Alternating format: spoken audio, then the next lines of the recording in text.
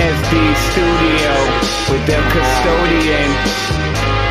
Peace to No Name Society.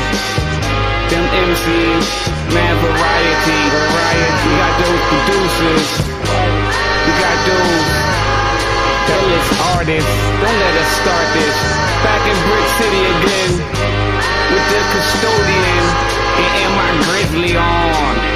You hearing the voice of that kid putting it down once again. I don't know why she hates me. I don't know why she hates me, but we still gonna get it to him and make their ears bleed. It's what their ears need. The custodian, No Name Society.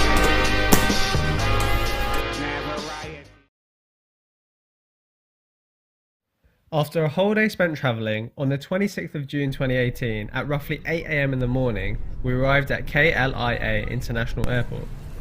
Exchanging some money for the day, we had a few hours before we could check into the hotel, so we walked around, ate at a local restaurant, walked some more before heading to the National Mosque of Malaysia, Masjid Negara.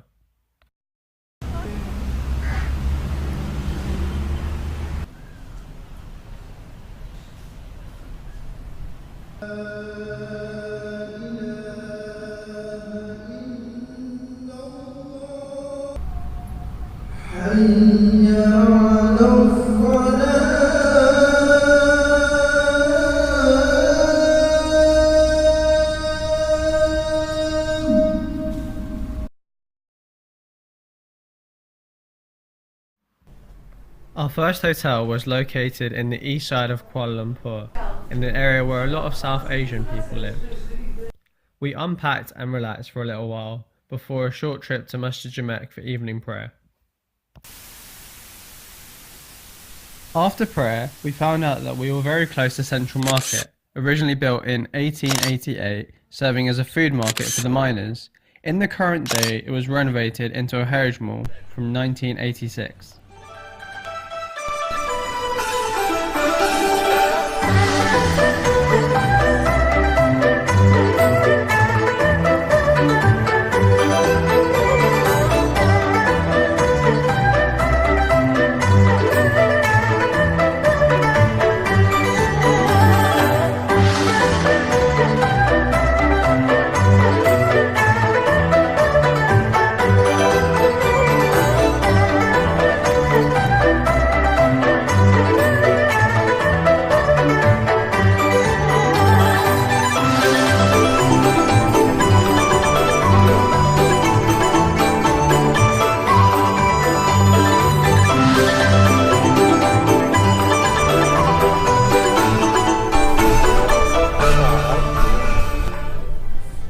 Everything was new. Humid climate and an array of culture was great, but we missed home a little. One KFC later, before heading back to the hotel, capped off a tiring but enjoyable first day. After exploring Central Market and surrounding areas mostly on foot the previous day, on day 2 we started using Grab, which was very similar to Uber, except it was about 4 ringgits or 80p per kilometre. Most of the drivers were very informative too and gave us recommendations on where to go in Kuala Lumpur.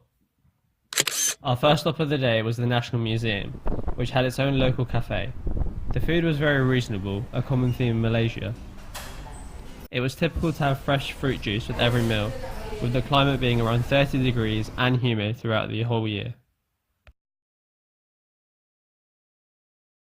That looks like Zora after dinner. Look at the bulging cheeks. The museum showcased the diversity of Malaysia, as well as the European colonisation by the Dutch and British. We then took a Grab to the bird park, which was one of the more expensive activities in KL, so we had high hopes, and it didn't disappoint.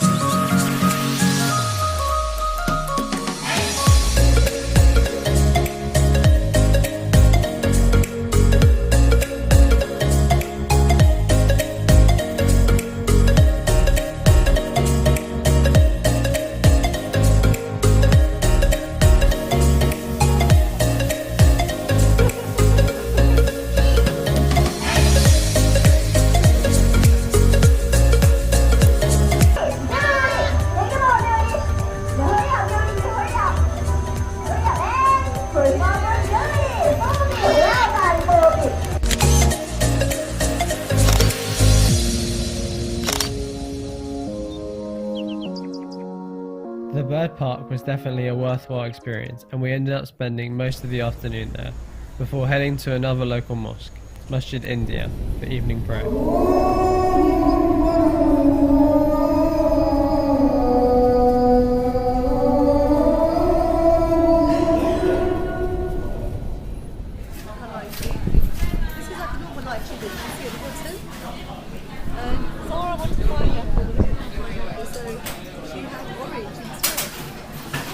What's that? It looks like egg, but I thought it was chicken.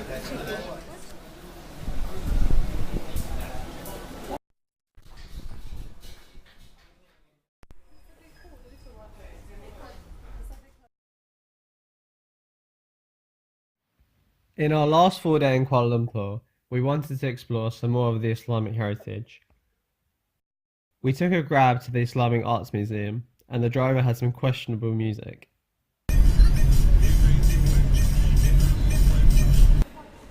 One of the best parts about the museum was the mini replicas of all the famous mosques around the world, such as Al-Aqsa in Jerusalem, the Great Mosque in Mecca, Köprü Tepe in Turkey, Masjid Nabawi in Medina, and a lot more. There was a lot of artifacts from literature and poetry to clothing and battle, and it was for the most part very insightful. The building itself was also very well designed and had a great fountain. After leaving, we went back to the National Mosque for the last time. So far, we had explored the historical sites of Kuala Lumpur, but hadn't really seen the modern aspect, so we decided to visit one of the many malls in Kuala Lumpur, Pavilion. It was a giant shopping centre with 8 floors and had everything we have in the UK, but possibly even more high-end retailers. This is where my mum and Zara left me stranded while they browsed. We didn't have that long as we needed to head to Petronas Towers, one of the largest buildings in the world and the landmark site of Kuala Lumpur.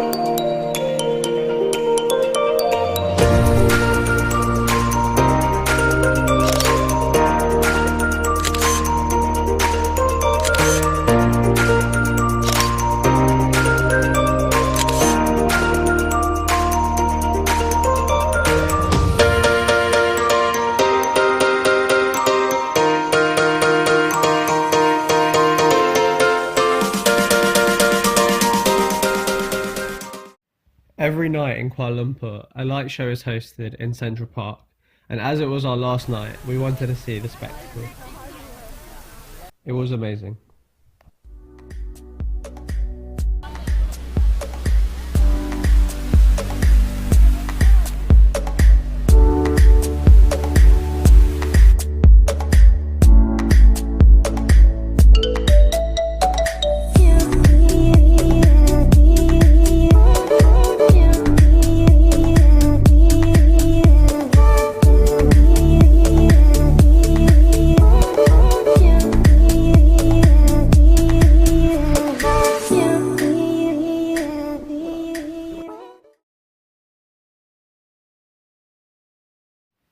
On day 4, we had booked a tour to Malacca, which was an hour-and-a-half bus ride from Kuala Lumpur. There were 7 of us on the minibus and our guide, David, who was very informative and quite opinionated. Yeah, probably about 150 years. Over to your left-hand side, this is the church, Christ Church, built by the Dutch people also. Now, before this church was built, the Dutch people used the church on top of the hill at the back of this building called the St. Paul's Church. Now back then, this whole area was actually sea water. Okay. But now if you go right to the top of the hill, you see the Strait of Malacca. That means the sea is about probably 3 kilometers away from here. Okay. Because they have really reclaimed the land. Okay. So the sea is quite far away.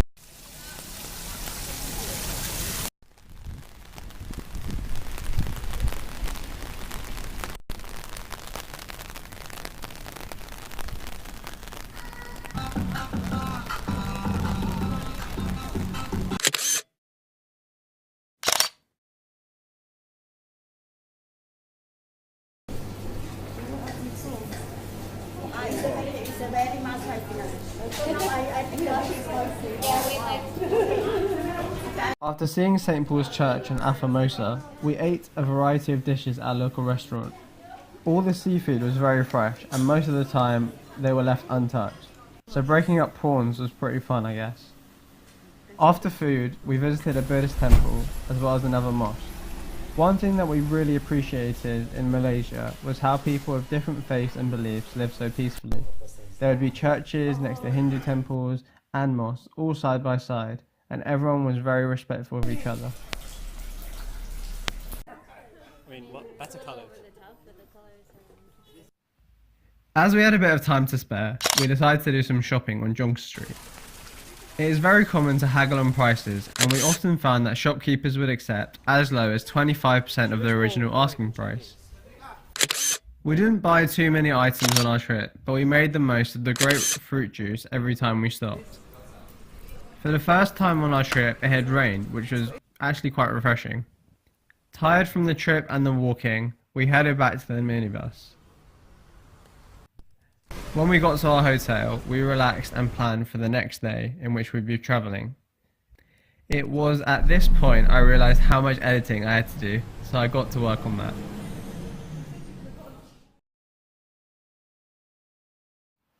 The next day we were travelling to Penang, in northern Malaysia, roughly 400 kilometres away from the capital.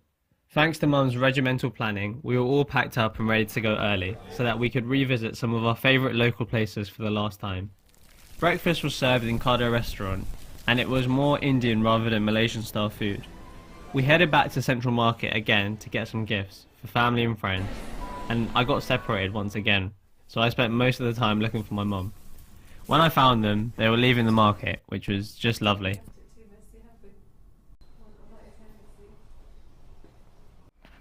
Anyway, we checked out of the hotel and then got another grab to the station.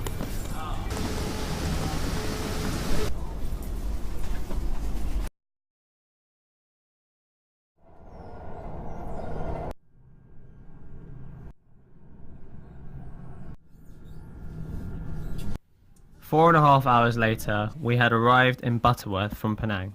From Butterworth, we had to take a ferry across to Georgetown, where our hotel, East Indies Mansion, was.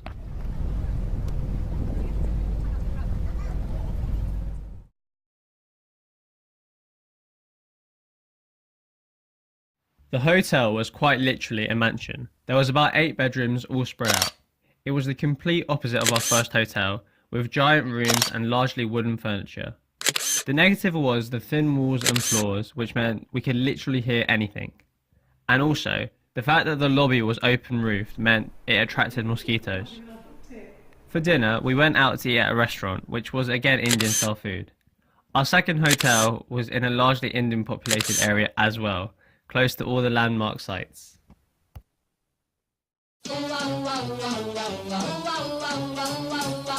On Sunday, we had originally planned to go to Escape, which was similar to Go 8, but also included water activities. But I had been bitten a lot, and Escape was located in the jungle area, so we decided against it. Instead, we stayed in bed till midday, before getting brunch at a tourist cafe. As we had been eating a lot of traditional food, it was nice to have waffles and ice cream.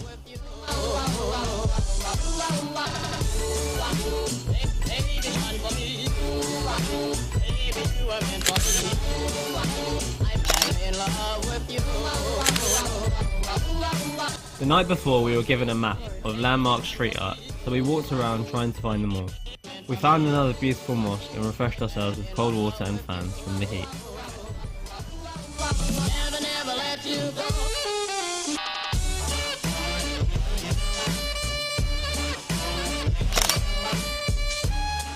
The vibe in Penang was a lot more relaxed than Kuala Lumpur, and so we took things slowly, spending quite a bit of time in our hotel room too.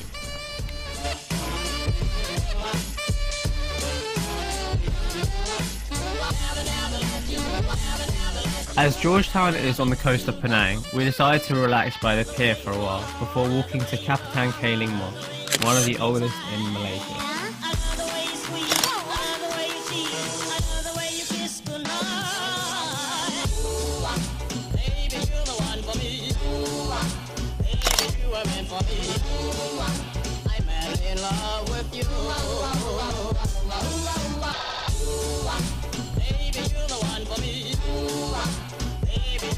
for me.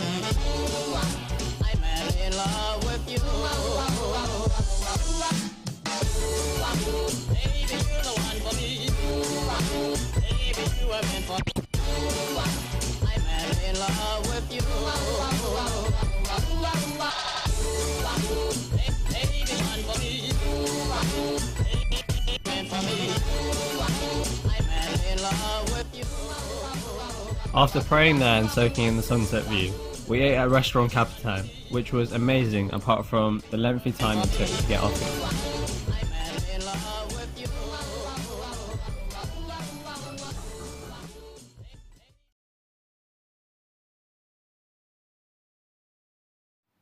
Monday followed the same pattern as the day before, waking up late, eating breakfast at Rosmatoria before walking to Kapitan Kailing Mosque. My mum found out about these cat buses, which went through the whole of Georgetown and were free, so we took one. Monday in Malaysia is like our Sunday in the UK, where a lot of local businesses and public places are shut down. This basically limited the places we could go, so we just got a feel for the area. It was also really hot, and unlike Kuala Lumpur, most places didn't have air conditioning, so we went back to our hotel and just rested up before our subway for dinner. As we had an early start the next day, we went to sleep pretty early.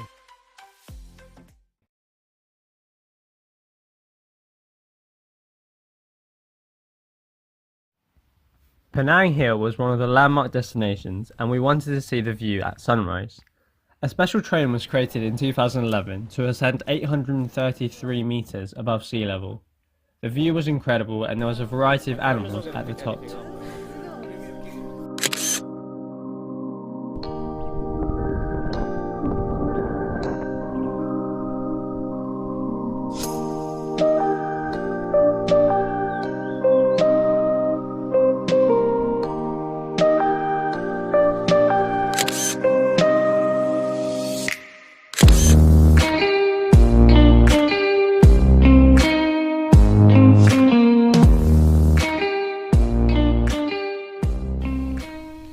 There's one there. As we got there, the monkeys were also waking up. Penang Hill was founded in 1788, and as well as the view, it had a botanical garden and a mosque. Penang Hill was where the British military leaders used to stay, as they preferred the cooler climate.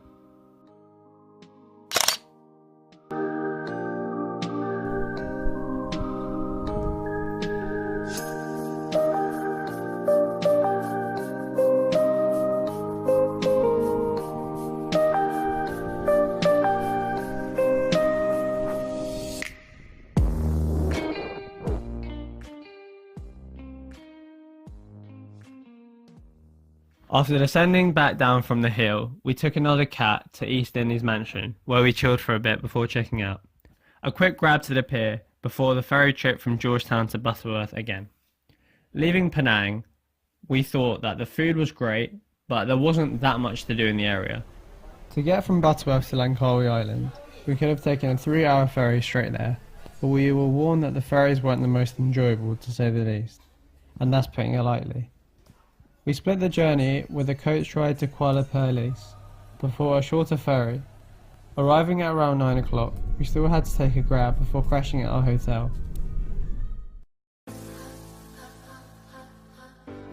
When researching what to do in Langkawi, we were told that there was a good sports shop that sold popular clothing at a very good price. We found that the discounts were not the best, and the sizing limited, but nevertheless, there was a great store for chocolate. Lunch was similar to most of our meals in Malaysia, where we would choose what we wanted and be charged for what was on our plate.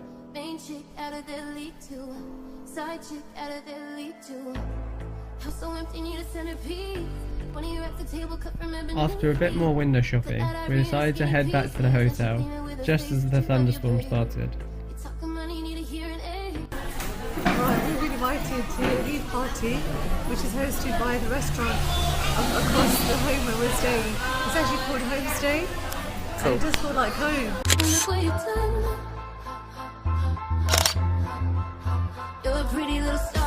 As the rain halted, we went to Senang Beach for the evening, before a quick snack and then bed.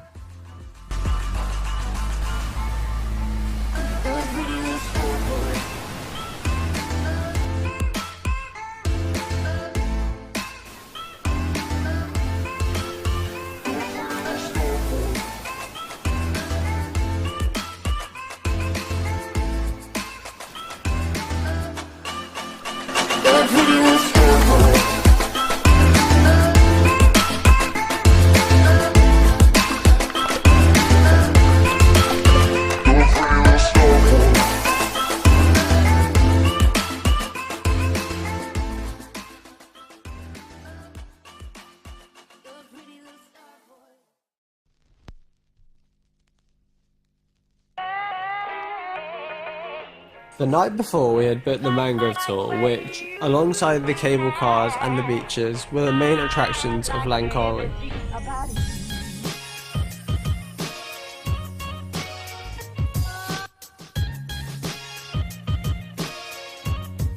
And welcome to Kirinjo Forest Park.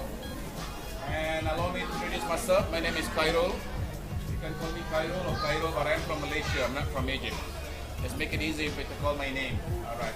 If you want to know my real name, it's Khairul Anwar bin Ahmad Shafi'i. Forget it, it's too long.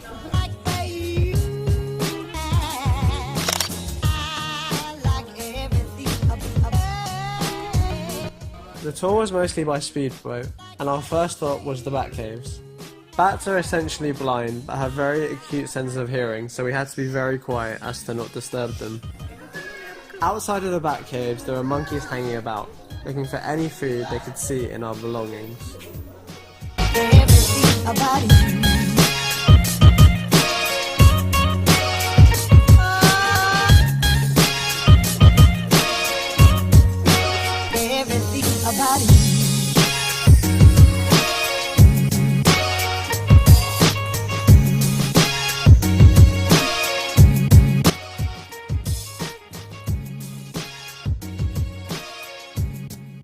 Hopping back onto the speedboat, our next destination was a fish farm.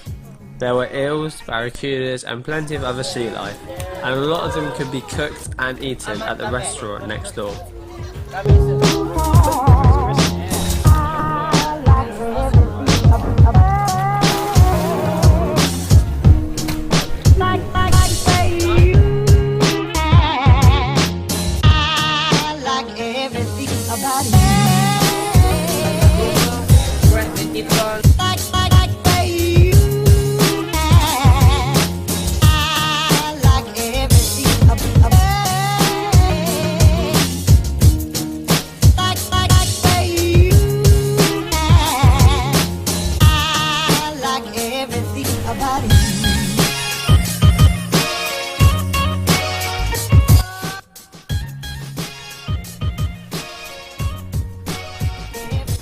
The speedboat was extremely fun, and we were lucky that we were sitting at the front and that we could get the best view. Journeying deeper into the forest, we came across some monkeys who were very comfortable coming near us, especially for a fizzy drink from our driver.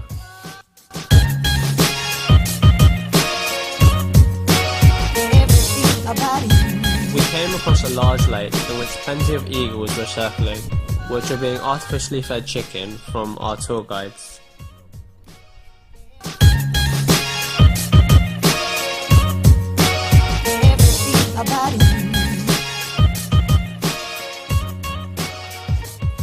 Around 2 or 3, we stopped for lunch. To be honest, only Mum enjoyed the steamed vegetables, but the chicken and rice were great as usual.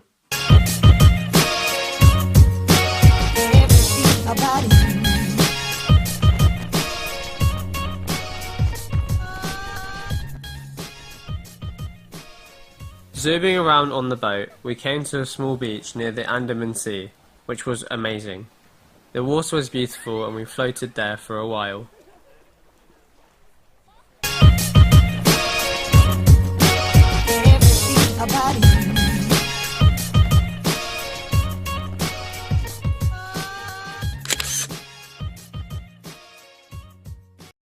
The tour itself was my favourite part of this trip, and I wanted to stay at Langkawi for a lot longer. We had limited time left, so we headed to Pantai Senang Beach for the last time, where I swam for a while, enjoying the sunset.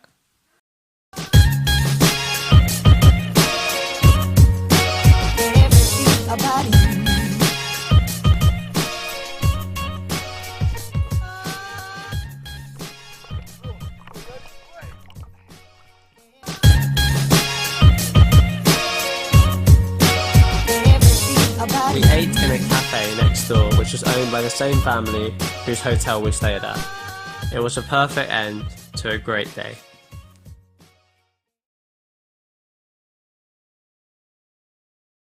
The next day we had an early start to Langkawi Airport, which would see us travel to Sepang, an area on the outskirts of central Kuala Lumpur, but a place that was close to the international airport we would be going home from.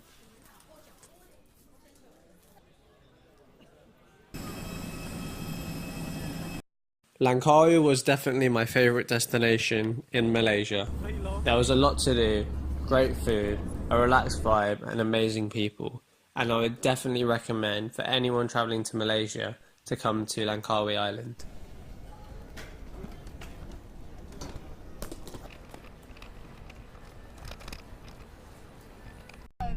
Oh, okay. Sepang was quite disappointing in all honesty. Our hotel was nice, but there wasn't much to do, and instead we stayed in for a while, resting and preparing for our return to England. We ate our final meal in restaurant Hijas, picking up some snacks for the next day breakfast too.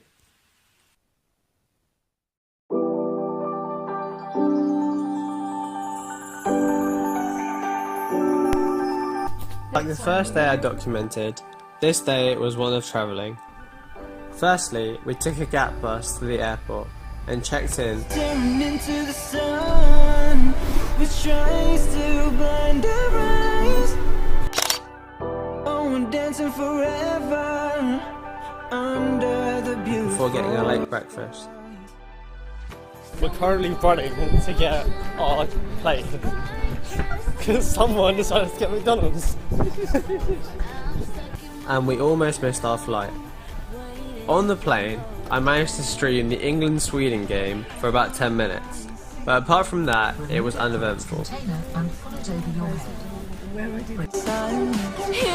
could change everything tonight. This is your chance to do something right.